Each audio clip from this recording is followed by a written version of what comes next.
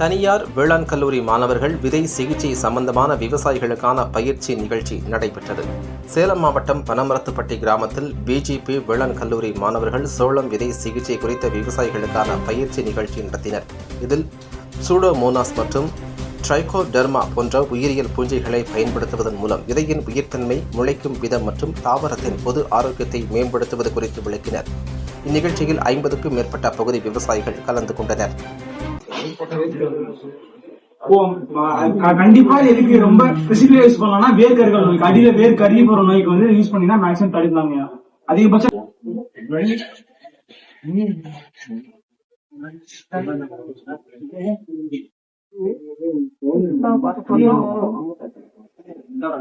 இலைக்கருகள் அந்த மாதிரி நோய் வந்துச்சுன்னா அதுக்கு தனியாக ஏரியா இருக்கு, கேட்டீங்கன்னா தருவாங்க.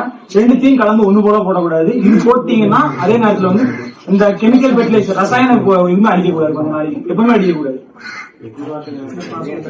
இது சூடோமோனாஸ், இது இலைக்கருகள் நோய், இலையில வர எல்லா இதுக்கும் மேக்ஸிமம் யூஸ் பண்ணிக்கலாம். பாக்டீரியால வர கேட்டீங்கன்னா எல்லாத்துக்கும் யூஸ் பண்ணிக்கலாம். இது பூஞ்சைனால வர நோய், அதாவது கீழே இருக்கிற வேர்வாடல் நோய் அந்த மாதிரி இதுக்கு வந்து மேக்ஸிமம் யூஸ் பண்ணிக்கலாம்.